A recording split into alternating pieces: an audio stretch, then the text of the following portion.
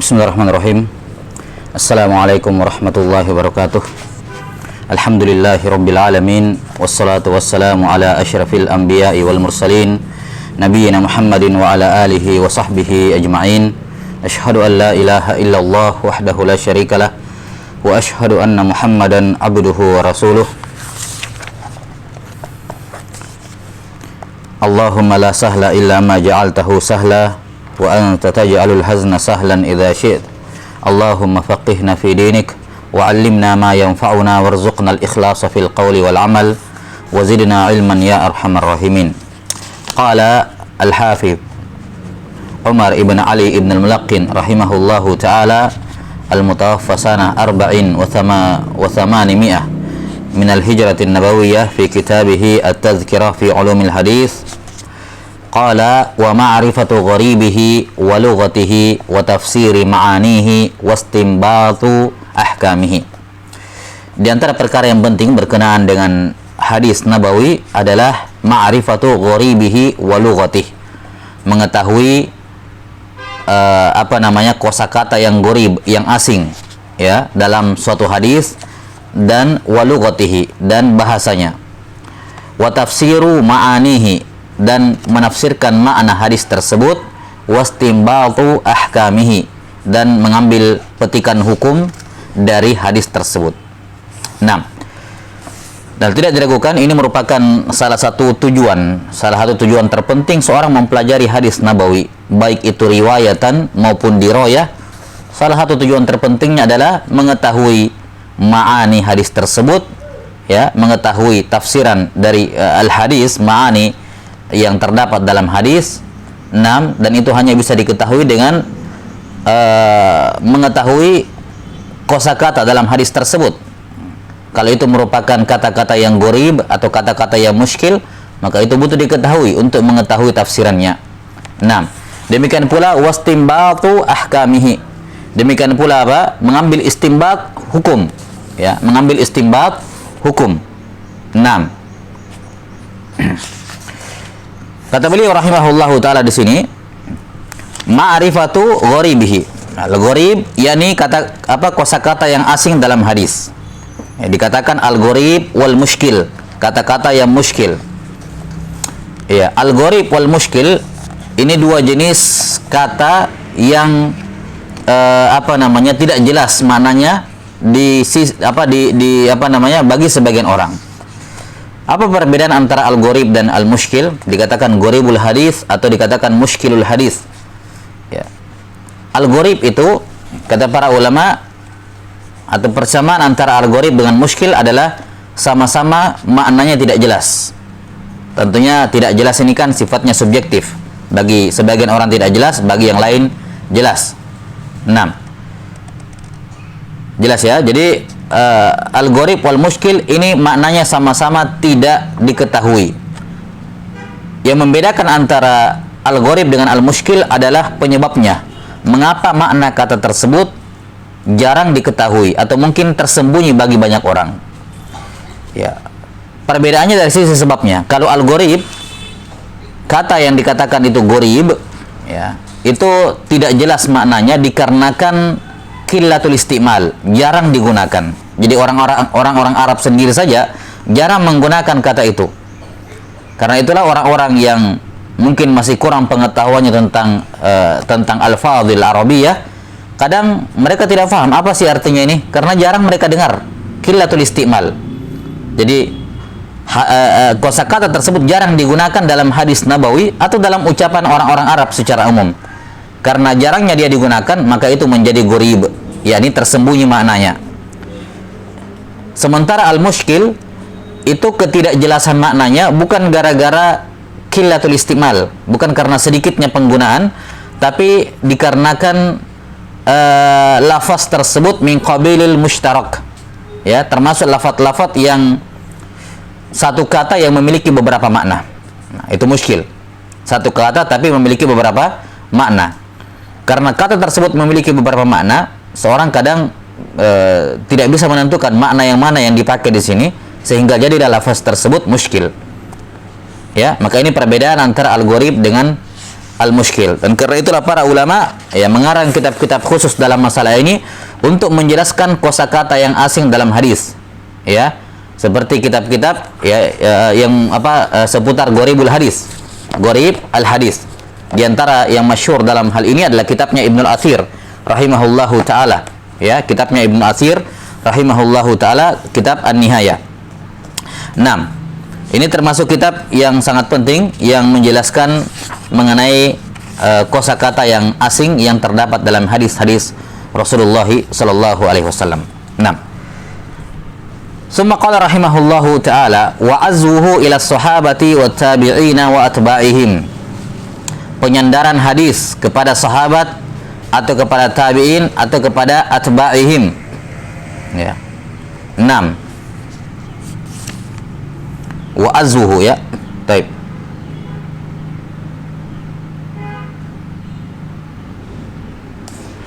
Menyandarkan hadis tersebut ya, wa azwuhu, menyandarkan hadis tersebut kepada sahabat atau kepada tabi'in atau kepada atba'ihim. Ini sudah berlalu ya, bahwa hadis yang disandarkan kepada sahabat itu dinamakan hadis al-mauquf, hadis yang disandarkan kepada tabi'in dan atba'ihim itu dinamakan hadis al-maqtu'. Dinamakan hadis al-maqtu'. Baik.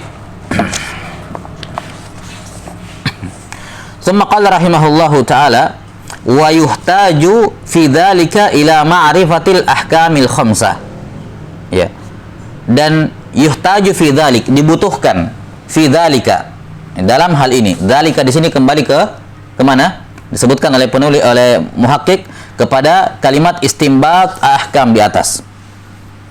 yakni untuk mengambil istinbat hukum dari suatu hadis itu dibutuhkan kepada ma'rifatil ahkamil khamsah, pengetahuan terhadap hukum yang 5. Ya. Pengetahuan terhadap hukum yang 5. Kata beliau wahiyal wujubu wan nadbu wat tahrimu wal karahatu wal ibaha. Nah, ini sebenarnya pembahasannya lebih layak ke usul fikih tentunya ya, sangat jelas sekali. Nah, al-ahkamul khamsah yang dimaksud di sini adalah al-ahkamu at-taklifiyah. Al-ahkamu at-taklifiyah.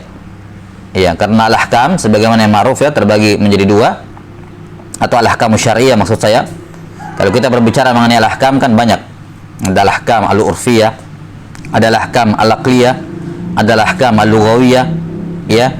6, ada al-ahkam an-nahwiyah masalan. Dan ada al-ahkam asy-syar'iyyah. Inilah yang dibahas dalam fikih dan usul fikih, al-ahkam asy-syar'iyyah. Al-ahkam asy-syar'iyyah terbagi menjadi 2, al-ahkam at-taklifiyah dan al-ahkam al-wad'iyah. Al-ahkam at-taklifiyah dan al-ahkam al-wad'iyah. Al-ahkam at-taklifiyah ada 5 menurut pendapat jumhur al-ulama yang disebutkan di sini ya. Ada al-wujub atau al-ijab, al-wujub atau al-ijab, kemudian an-nadb, kemudian at-tahrim wal karahah wal ibahah.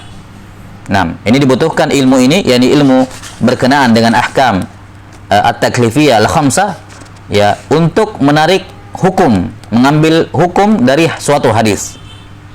Ya. Di sini beliau rahimahullahu taala mengisyaratkan bahwasanya orang-orang yang bisa mengambil istinbat hukum dari hadis hanyalah yang menguasai usul fikih, dan ini tentunya hal yang yakni usul fikih di kalangan mutaakhirin tentunya hal yang benar. Kata Rasulullah SAW, rubba hamil fiqhin ila man huwa afqahu minhu wa rubba hamil fiqhin ya wa laysa bifaqih. Terkadang ada orang yang menghafal atau meriwayatkan satu hadis ya, lantas dia menyampaikannya kepada orang yang lebih faqih dibandingkan dirinya. Dia juga faqih tapi disampaikan kepada yang lebih faqih dibandingkan dirinya. Dan terkadang ada orang yang membawa fikih, yakni membawa hadis, menghafal hadis, tapi laisa bifaqih, dia tidak faqih. Maka meriwayatkan suatu hadis, menghafal suatu hadis itu perkara tersendiri. Ya. Sementara mengambil istinbat hukum darinya itu perkara yang lain. Karena itulah tidak setiap hafidh itu Tidak setiap hafidh itu faqih. Ya. Menghukumi suatu hadis, memiliki kemampuan untuk menghukumi suatu hadis makbul atau mardud itu perkara tersendiri. Dan mengambil istinbat hukum dari hadis tersebut itu syai'un akhar, itu perkara yang berbeda. Maka yang sempurna adalah yang menggabungkan antara pengetahuan terhadap al-hadis kemampuan untuk menghukumi hadis tersebut makbul atau mardud, dan apa? Dan kemampuan dia, ya, penguasaan dia terhadap usul fikih yang dengannya dia bisa mengeluarkan istinbat, ya, hukum dari hadis tersebut. Nah, maka tidak setiap muhaddis itu faqih. Sebagaimana sebaliknya, tidak semua faqih itu muhaddis. Dan para ulama yang menghimpun antara al-fiqhu dengan al-hadis itu terhitung pakai jari. Yang muhaddis sekaligus faqih. Ya, kalau kita berbicara muhaddis, itu bisa kita sebut banyak. Tapi tidak semuanya faqih, sampai dalam jenjang apa? Al-mujtahid. Ya, tidak sampai dalam jenjang al-mujtahid. Demikian pula sebaliknya, kadang dia mujtahid tapi dia, ya, bukan pakar dalam al-hadis. Bukan pakar dalam al-hadis. Maka di sini beliau rahimahullahu taala mengisyaratkan bahwa dalam mengambil istinbat hukum dari suatu hadis dibutuhkan pengetahuan terhadap hukum-hukum, yakni hukum taklifiyah yang 5. Ya. Dan tentunya juga terhadap pengetahuan terhadap hukum wad'iyah. Karena ini sebenarnya satu paket, kan begitu. Ada orang paham ahkamul khamsah tapi tidak al-ahkam at-taklifiyah tapi tidak paham al-ahkam al-wad'iyah juga, ya, nggak akan bisa. 6. Dan al-ahkamul wad'iyah secara umum ada apa? Ada as-sabab, ya, as-sabab, kemudian ada asyurut, ya, ada as-sabab, ada asyurut, dan ada al-mani'. Ada al-mani' dan ada tawabi'nya. Tawabi' seperti semisal as-sihat wal fasad, ar-rukhsatu wal azimah, al-ada wal qada. Ini semua hal-hal yang masuk dalam kategori al-ahkamul wad'iyah, dan ini penjabarannya di usul fikih tentunya, bukan di sini tempatnya. Tsumma qala rahimahullah wa muta'alliqatuha atau wa muta'alliqatiha, mengetahui juga hal-hal yang berkenaan dengan ahkamul khamsah. Ya. 6. Min. Ini kita bacakan saya semua, saya tidak perlu jelaskan, ya, karena ini pembahasan usul fikih sebenarnya. 6. Wa muta'alliqatiha min al-khassi wa huwa ma dalla ala ma'nan wahidin wal 'ammi wa huwa ma dalla ala syai'ain. Baik.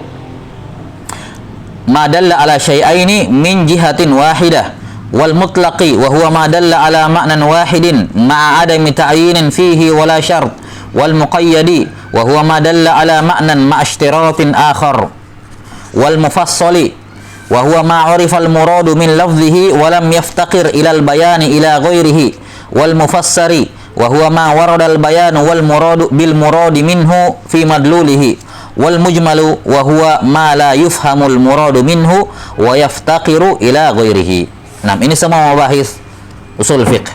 Al-khas yaitu ma dalla ala ma'nan wahidin. Ma dalla ala ma'nan wahidin. Nah, wal 'am ma dalla ala syai'aini min jihatin wahidah.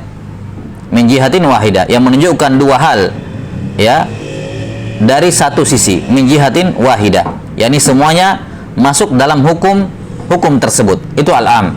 Sementara al-khas ma dalla ala ma'nan wahid.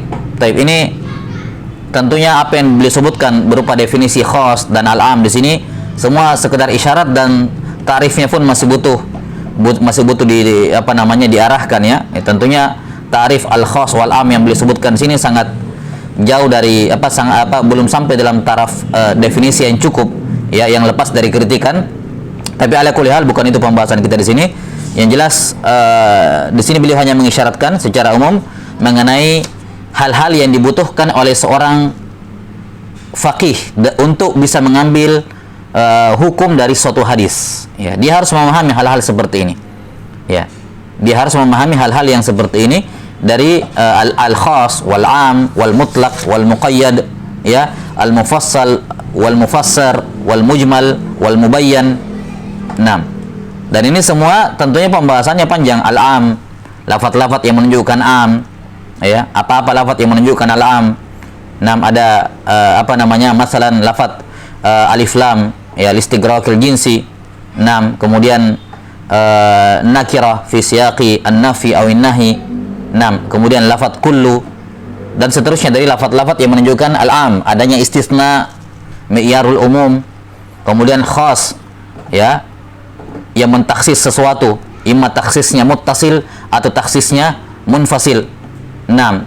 Kemudian al-mutlaq wal muqayyad. Al-mutlaq ma dalla ala ma'nan wahidin, yang menunjukkan salah satunya, namun tidak ditakyin yang mana. Ya. 6.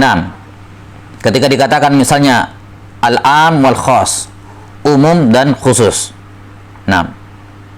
Maka masalan hadis Nabi sallallahu alaihi wasallam, la salata la yusall, hadisnya tentang 5 waktu yang dilarang untuk salat ya. 6. Hadis tentang larangan salat di 5 waktu. Iya. Ini kata para ulama hadisnya umum, berlaku untuk semua jenis salat. Ya, berlaku untuk semua jenis salat. Kemudian datang takhsis, semisal hadis tentang tahiyatul masjid. Ya, idza dakhala ahadukumul masjid fala yajlis hatta yarka rak'atain. Kata para ulama, hadis tersebut mentakhsis keumuman jenis salat yang dilarang dalam 5 waktu. Ya, ada salat-salat tertentu yang ditaksis dari keumuman pelarangannya, yaitu salat-salat yang memiliki zawatul asbab, yang memiliki sebab. Demikian pula al-mutlaq wal muqayyad. Mutlak yakni yang mana saja tapi tidak ditakyin. Kemudian datang taqyid. Semisal hadis Nabi sallallahu alaihi wasallam fi ma saqatis sama'u al-usyur. Semua tanaman yang diairi oleh hujan dikeluarkan 1/10-nya. Ya, dikeluarkan 1/10. Semua tanaman.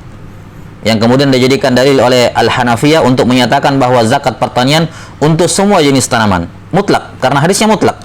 Fi ma saqatis sama'i as-sama'u al-usyur. Kemudian datang hadis mentakid. Ya, datang hadis mentakid. Nah, misalnya hadis laisa fi ma duna khamsati awsuqin shadaqah. Ya. Bahwa tidak semua yang keluar dari bumi itu dikeluarkan 1/10. Ya, berapapun yang keluar, mau banyak mau sedikit hasil panennya. Ya, kan hadis yang pertama mutlak, mau banyak mau sedikit hasil panennya. Ya, maka datanglah hadis mentakid dengan nisab, yaitu 5 ausuk. 5 ausuk sekitar 300 sok. 300 sok. Demikian pula ditakid dengan jenis tanamannya, bahwa yang tidak semua tanaman yang tumbuh dari bumi itu yang diairi oleh air hujan dikeluarkan zakatnya, tapi ditakid di hadis yang lain, yaitu dengan contoh masalan korma, kemudian az-zabib, anggur kering ya, tamar, az-zabib, kemudian al-bur dan semacamnya. 6. Jadi ditakid, tidak semua tanaman itu dikeluarkan zakatnya. Jadi al-mutlaq ma dalla ala ma'nan wahidin ma adami ta'yinin fihi wala syart. Ya. Lafaz yang menunjukkan atas makna tertentu tanpa ada ta'yin, yang mana yang diinginkan, semuanya. Ya. 6. Kemudian muqayyad adalah adanya ta'yin kepada ke salah satunya. Ya, ta'yin kepada salah satunya. Baik, kemudian wal mufassal. Al-mufassal dan al-mufassar. Al-mufassal adalah yang diketahui, ma urifal muradu min lafzihi wa lam yaftaqir ilal bayani ila ghairihi.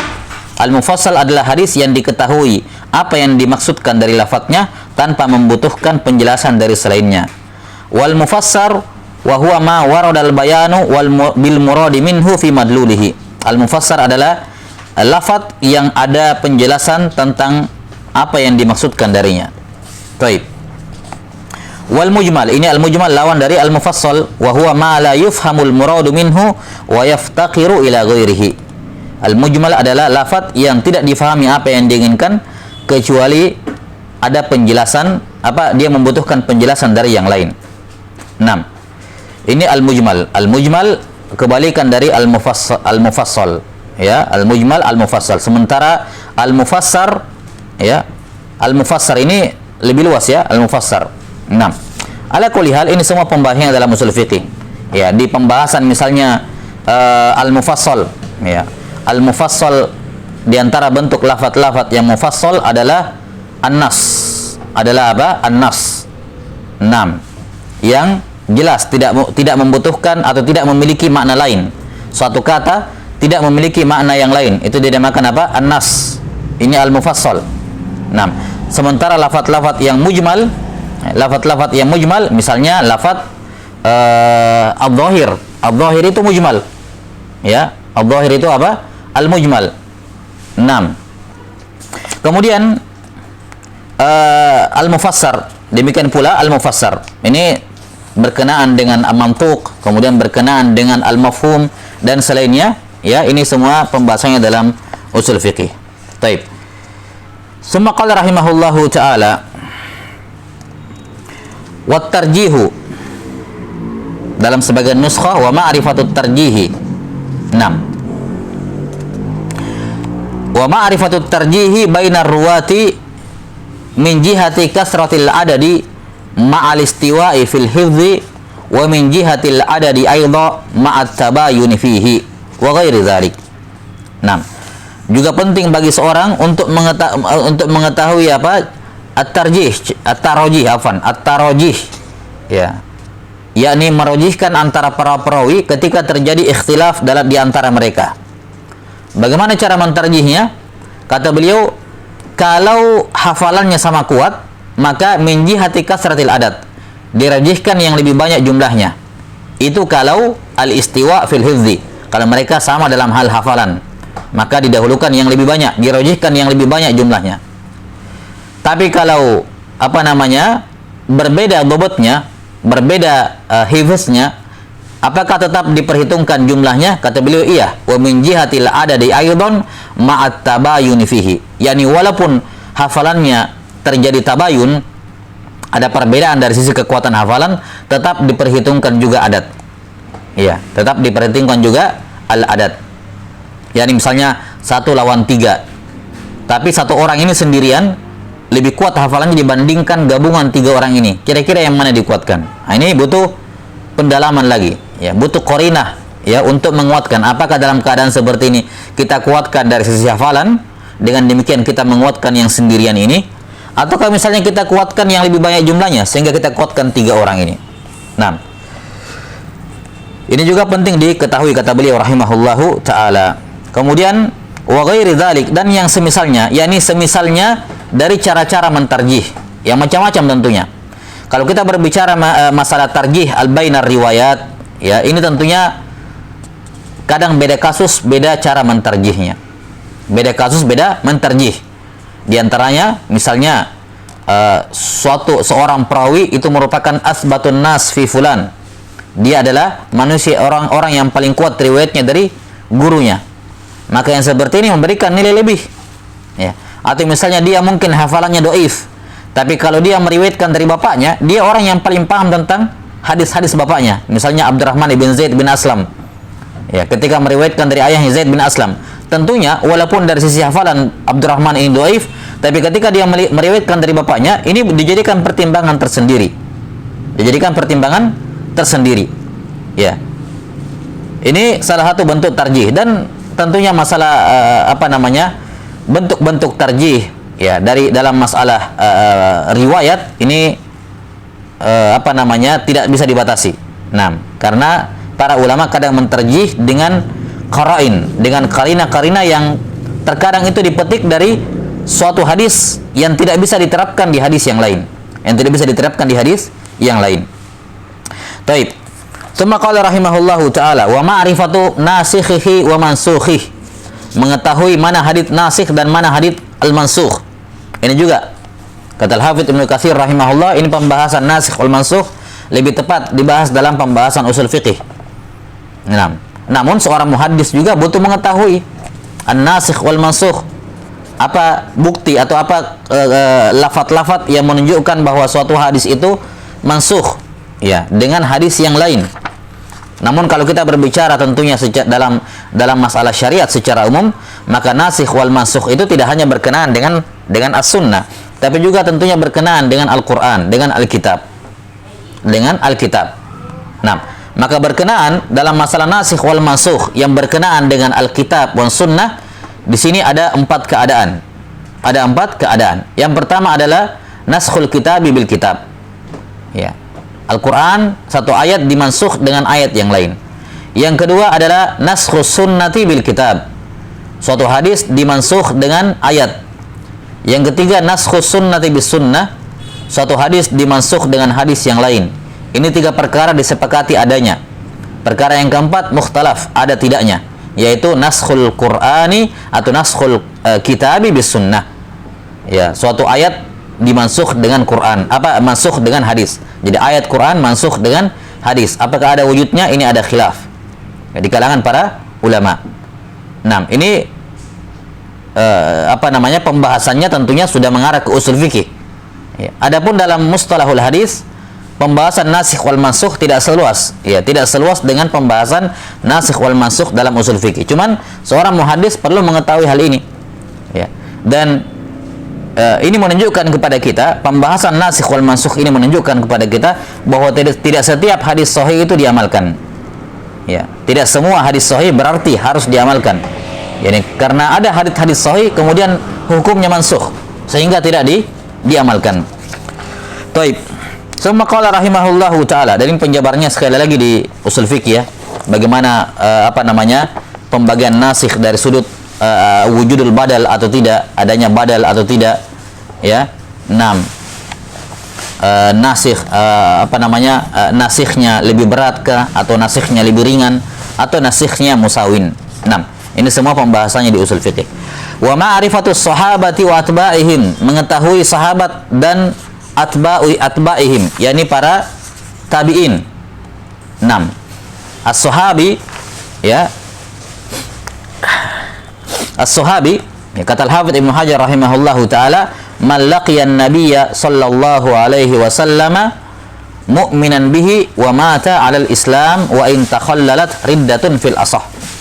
Semua orang yang berjumpa dengan Nabi sallallahu alaihi wasallam dalam keadaan beriman dengannya dan meninggal di atas keislaman walaupun diselingi dengan kekafiran, kemurtadan.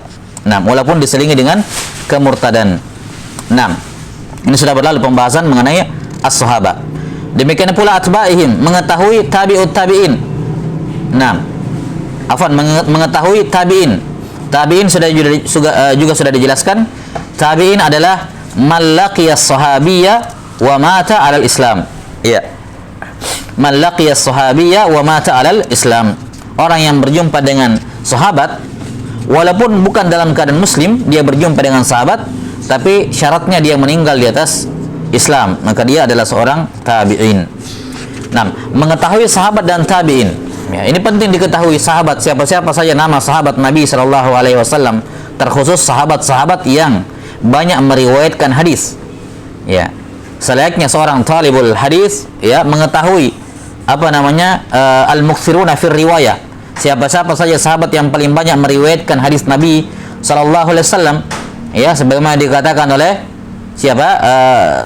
Suyuti atau Al-Iraqi rahimahullahu taala, Suyuti seingat saya. Al-muktsiruna fi riwayatil athar Abu Hurairah yalihi Ibnu Umar wa Anas wal Habr wal Khudri wa Jabir wa zaujatun Nabi. Ini sahabat-sahabat yang paling banyak meriwayatkan hadis dari Rasulullah sallallahu alaihi wasallam, mengenal al-khulafaur rasyidin, mengenal siapa-siapa sahabat yang paling terakhir meninggal, ya, secara mutlak. Siapa sahabat yang paling terakhir meninggal di Basrah, siapa sahabat yang paling terakhir meninggal di Madinah, siapa sahabat yang paling terakhir meninggal di Mesir, siapa sahabat yang paling terakhir meninggal di di tempat di Mekah, sudah ya. Ini juga mengetahui, ya. Ini termasuk ma'rifatus sahabat. Demikian pula atba'ihim, diketahui siapa tabi'in yang padanya berputar sanad, ya. Seperti Az-Zuhri rahimahullahu taala, ya. Kembali beliau adalah madarul isnad, musnadid dunya di masanya. Mengetahui siapa tabi'in yang paling afdol yang dibahas oleh para ulama, siapa tabi'in yang paling afdol, ya. Ada yang mengatakan Sa'id ibn Musayyab, ada yang mengatakan siapa Uwais al-Qarni, dan seterusnya. Berapa jumlah sahabat Nabi sallallahu alaihi wasallam? Berapa jumlah sahabat Nabi sallallahu alaihi wasallam? Ya, para tabi'in. Dan ini semua berkenaan dengan sahabat secara khusus. Para ulama sudah mengarang satu kitab khusus berkenaan dengan masalah ini.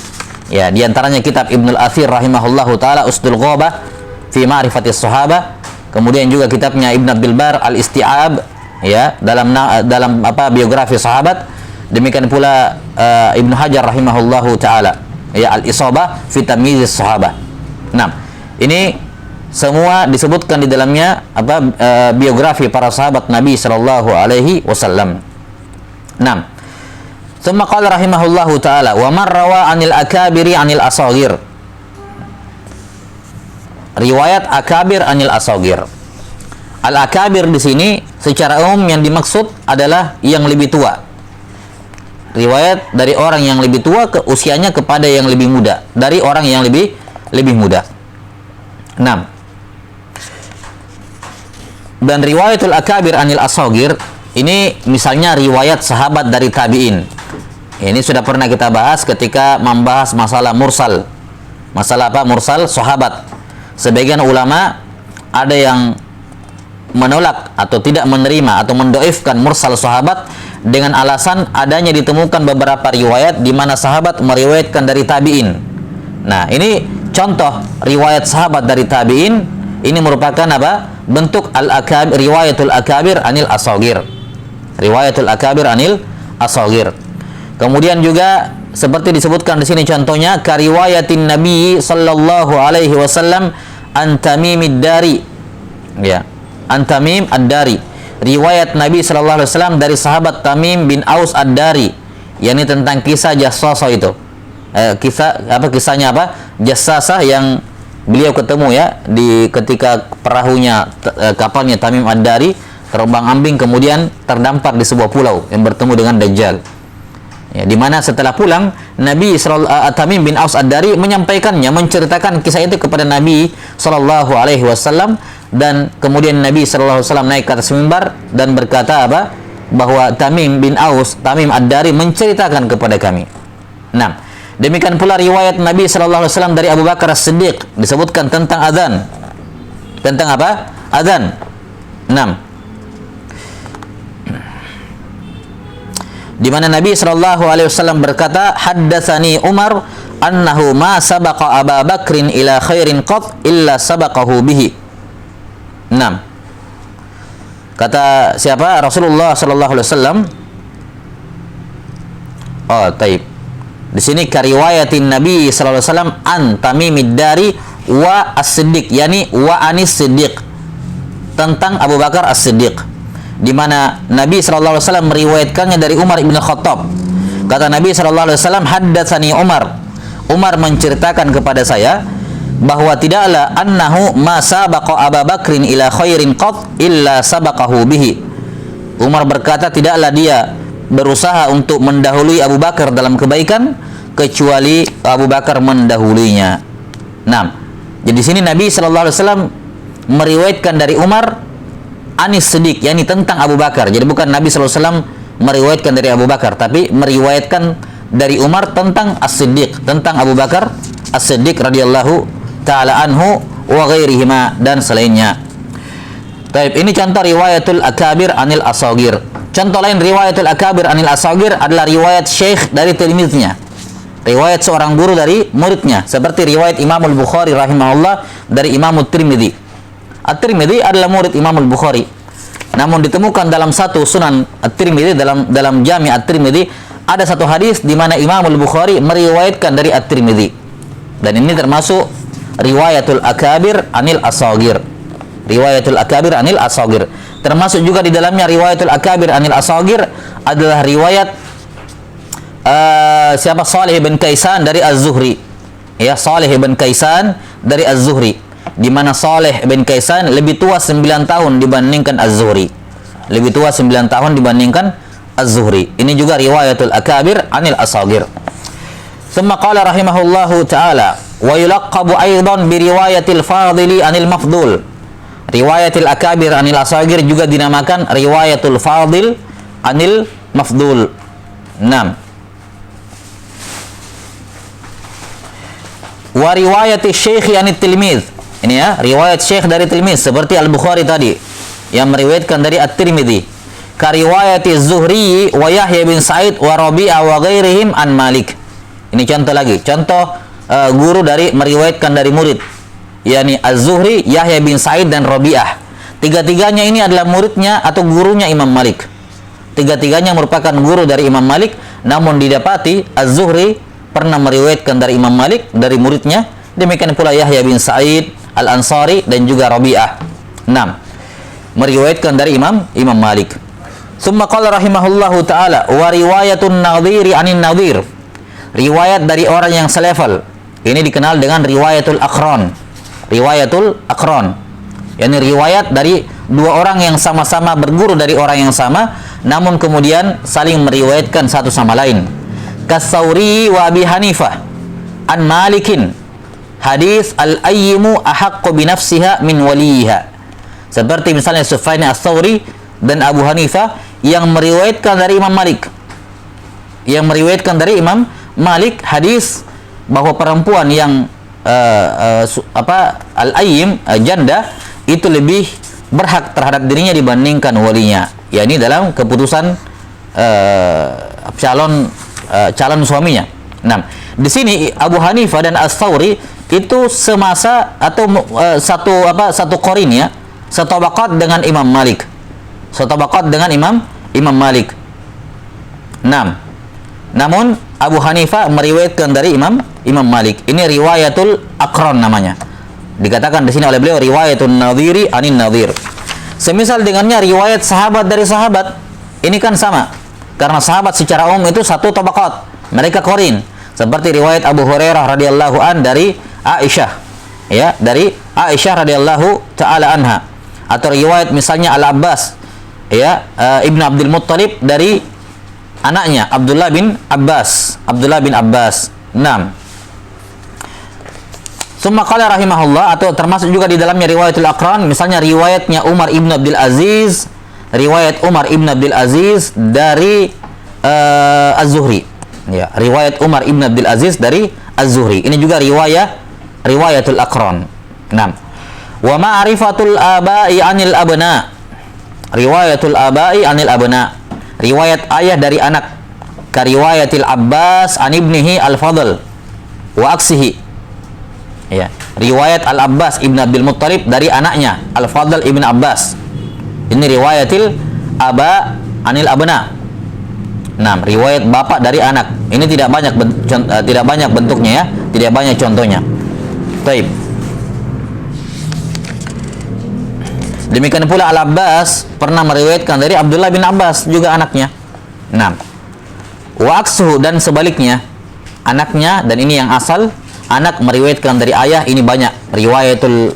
Riwayatul abna anil aba, ini banyak. Seperti Suhail bin Abi Saleh an abihi an Abi Hurairah, Suhail Al-Ala ibn Abdurrahman an abihi an Abi Hurairah, Asim bin Kulayb an abihi an Wa'il bin Hujr, Asim bin Kulayb an abihi an Wa'il bin Hujr. 6. Ini riwayat al-abna dari aba, ini banyak. Bahkan ada riwayatul abna anil aba anil ajdad. Iya. Misalnya Amr bin Shu'aib an abihi an jaddihi. Ya, Amr bin Shu'aib an abihi an jaddihi. Kemudian siapa lagi? Bahaz bin Hakim an abihi an jaddihi. Nah. Summa qala rahimahullahu taala wa ma'rifatul mudabbaj.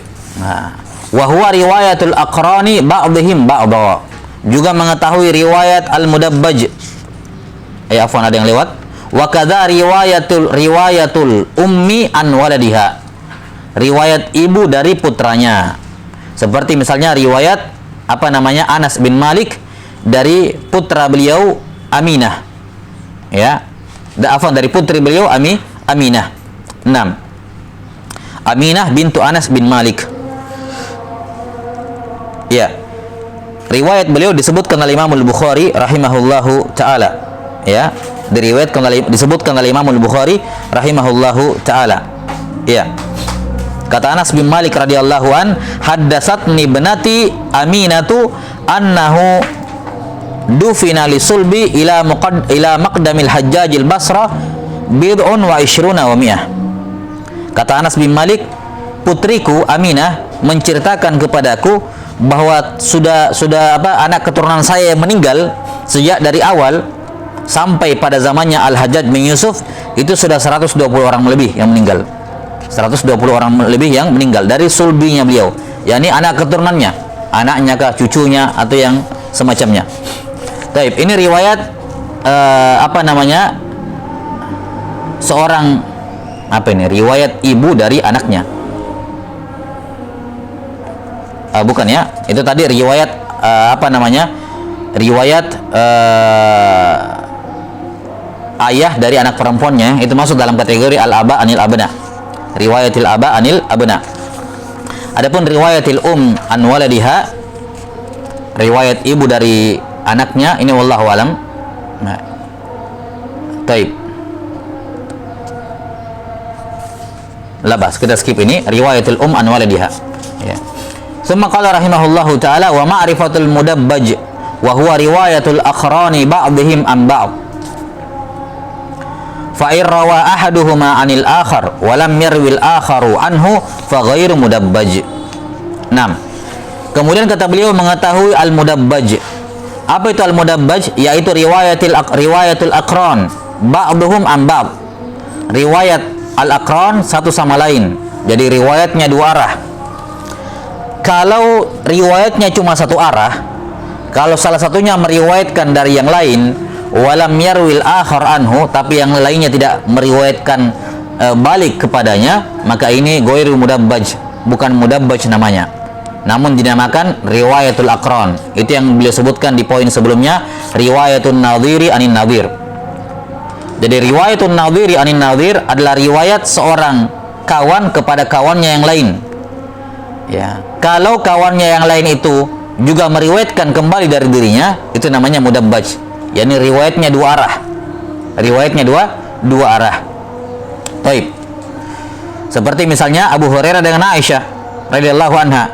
Abu Hurairah meriwayatkan dari Aisyah. Aisyah juga meriwayatkan dari Abu Hurairah radhiyallahu anhuma. Demikian pula Imam Malik dengan Al-Auza'i. Ini juga al-mudabbaj. Malik punya riwayat dari Al-Auza'i. Al-Auza'i juga pernah meriwayatkan dari apa namanya Imam Malik. Ya, dari Imam Malik. Ya, demikian pula Az-Zuhri dan Umar ibn Abdul Aziz. Mereka saling meriwayatkan satu sama lain. Ini dua arah. Kalau satu arah itu namanya riwayatul aqran, atau yang disebutkan tadi riwayatul nadhir anin nadhir. Makanya al-mudabbaj lebih umum. Mudabbaj lebih umum. Kita katakan semua mudabbaj itu riwayatul aqran, tapi tidak semua riwayatul aqran itu mudabbaj. Semua mudabbaj itu riwayatul aqran, tapi tidak semua riwayatul aqran itu mudabbaj. Taib, summa qala rahimahullahu taala wa ma'rifatu riwayatil ikhwati wal akhwat ka Umar wa Zaid ibnai al-Khattab. Mengetahui rawi-rawi yang bersaudara, laki-laki maupun perempuan, seperti Umar dan Zaid sama-sama putranya Al-Khattab. Ini juga mengetahui misalnya siapa? Al-Fadl dengan Abdullah yang merupakan sama-sama putra dari Al-Abbas Ibn Abdul Muttalib. Kemudian misalnya Sirin memiliki 5 orang anak. Ada Muhammad bin Sirin, ada Yahya bin Sirin, ada siapa, Imran kalau nggak salah, rawi yang saudara laki-lakinya yang ketiga. Ada Muhammad bin Sirin, ada Yahya bin Sirin. Yang ketiga saya lupa siapa namanya, yang laki-laki. 2 orang saudarinya perempuan, yaitu Hafsah bintu Sirin dan Karimah bintu Sirin. 5-limanya semuanya muhaddis. Semua putra Sirin, ya, semuanya apa? Muhaddis. 6. Demikian pula putranya siapa? Abu Syaibah. Ini 3 orang seingat saya. Ada Abu Bakar ibn Abi Syaibah, ya, ada Utsman ibn Abi Syaibah. Dua-duanya rawi siqah. Satu lagi saudaranya dhaif, saya lupa siapa namanya. Juga putra Abu Syaibah. Iya. 6. Ini ada rawi-rawi yang seperti ini. Mereka bersaudara, ya, laki-laki maupun perempuan, dan semuanya periwayat hadis. Ini butuh diketahui semuanya. Kemudian kata beliau rahimahullahu taala, dan tentunya di kalangan sahabat ini banyak yang bersaudara, ya, seperti Asma dengan Aisyah dengan Abdurrahman. Tiga orang ini bersaudara, Aisyah, Asma dan Abdurrahman, semuanya putra atau anak dari Abu Bakar As-Siddiq radhiyallahu taala an. Demikian pula Abdullah bin Mas'ud dan Utbah ibnu Mas'ud, juga dua-duanya sahabat Rasulullah sallallahu alaihi wasallam. Summa qala rahimahullahu taala wa man ishtaraka anhu fi riwayati ithnani taba'ada ma baina wafatayhima kas-Sarraj fa innal Bukhariya rawa anhu wa kadzal khaffaf wa baina wafatayhima 137 au aktsaru. 6. Demikian pula mengetahui dua orang, riwayat dua orang dari seorang guru. Jadi ada dua orang meriwayatkan dari seorang guru, tapi jarak meninggal keduanya ini terlampau jauh. Ya, terlampau apa? Terlampau jauh.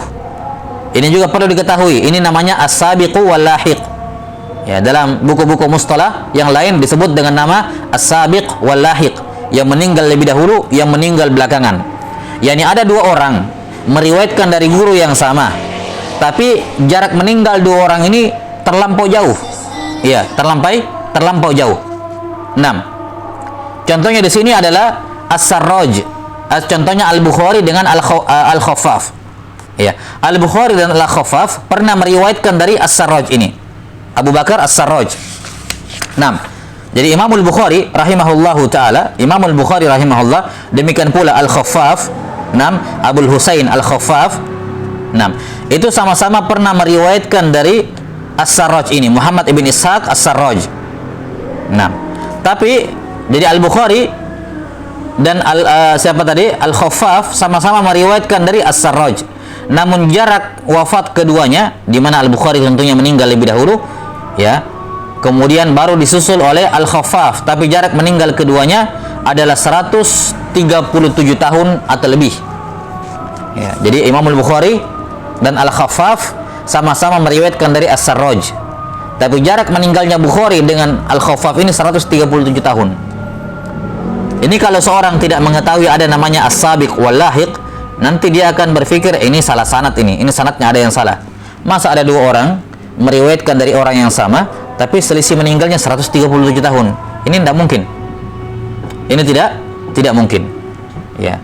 Kalau dia tidak mengetahui ada namanya As-Sabiq wal Lahiq, dia bisa mengingkari sanad semacam ini. Tapi kalau dia mengetahui ada yang namanya As-Sabiq wal Lahiq, dia akan katakan bahwa ini apa? Masuk dalam kategori As-Sabiq wal Lahiq.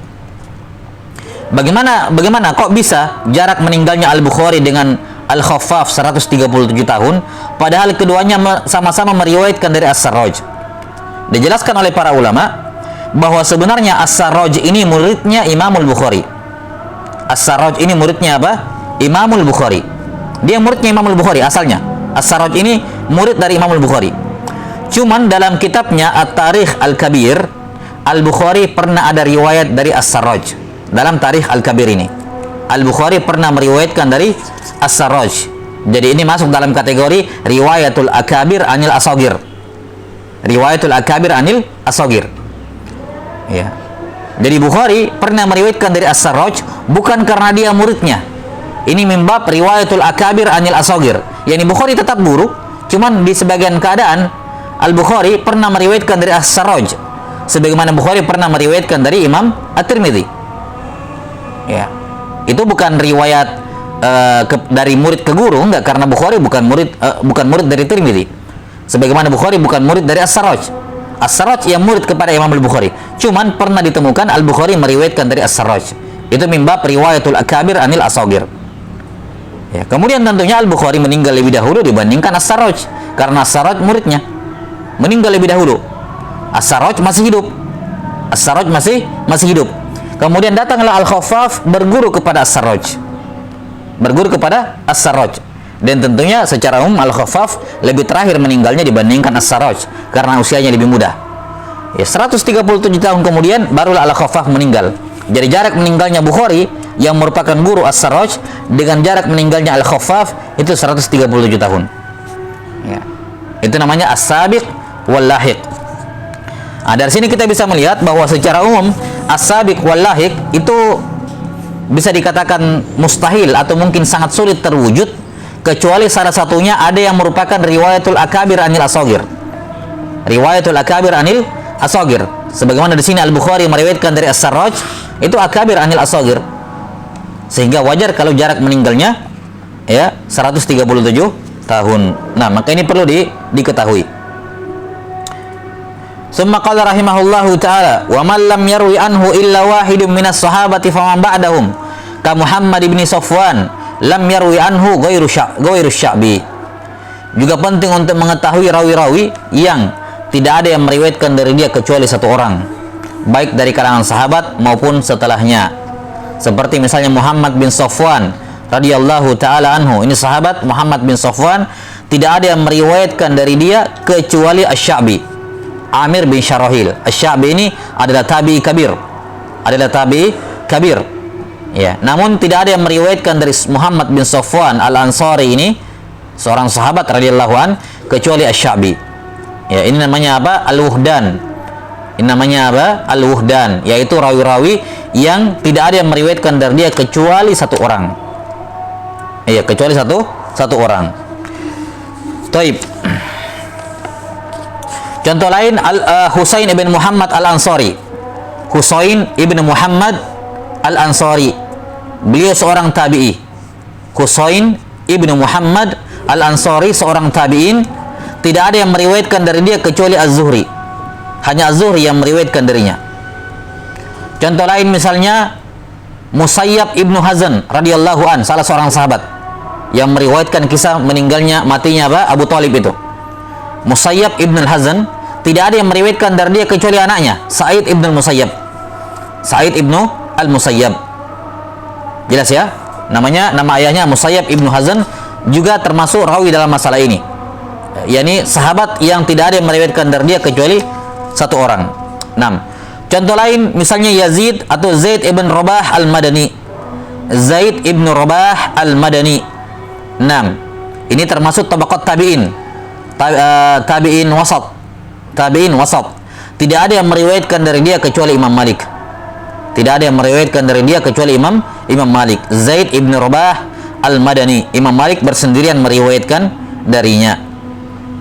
Taib. Sudah ya, ini perlu diketahui ada sahabat-sahabat atau ada rawi-rawi yang semacam ini. Tidak ada yang meriwayatkan dari dia kecuali satu orang. Nah, kalau sahabat kan aman. Sahabat walaupun tidak ada yang meriwayatkan dari dia dari satu orang, sahabat tidak ada yang majhul. Semua sahabat itu udul. Yang repot ini di bawahnya. Kalau tabi'in kalau tidak ada yang meriwayatkan dari dia kecuali satu orang dan tidak ada yang mentausik dia, maka dia majhulul ain. Dia majhulul ain. Demikian pula tabi'ut tabi'in. Kalau yang meriwayatkan dari dia cuma satu orang dan tidak ada yang mentausik dia, maka dia majhulul ain, ditolak riwayatnya. Taib.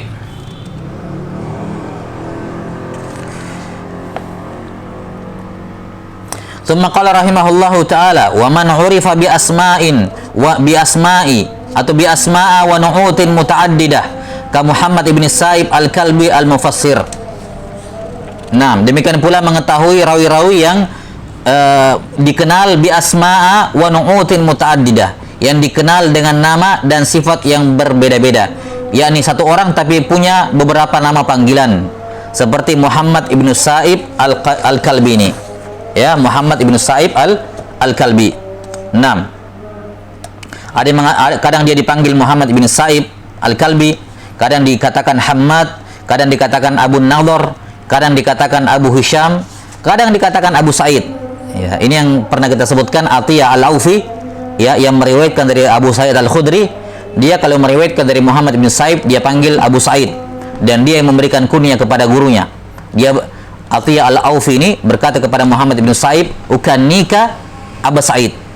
Saya memberikan kunyah kepada kamu Abu Sa'id dengan tujuan untuk mentadlis syuyukh, sebagaimana yang sudah dijelaskan dalam tadlis asy-syuyukh. Taib, wallahu taala alam bisawab. Jelas ya, ini Muhammad bin Sa'ib al-Kalbi, ya, dikenal juga dengan Hammad, dikenal juga dengan Abu Nadhr atau Abu Sa'id atau Abu Hisham. Dan ada rawi-rawi seperti ini. Seperti juga Az-Zuhri. Az-Zuhri rahimahullah dikenal dengan nama dengan laqabnya atau dengan nasabnya. Az-Zuhri kadang dengan namanya Muhammad ibn Muslim, kadang dikenal dengan Ibnu Syihab. Dikenal dengan apa? Ibnu Syihab. Nah, ini juga termasuk rawi-rawi yang punya atau dikenal dengan beberapa nama. Ya, dikenal dengan beberapa nama. Taib, wallahu taala alam bisawab. Naktabi bihadzal qadar wal ilmu indallah. Nas'alullaha ta'ala yu'allimana mimma yanfa'una wa ay yanfa'ana bima 'allamana innahu waliyyu dzalika wal qadiru alaih. Subhanakallahumma bihamdik asyhadu an la ilaha illa anta astaghfiruka wa atubu ilaik. Walhamdulillahi rabbil alamin. Wassalamu alaikum warahmatullahi wabarakatuh.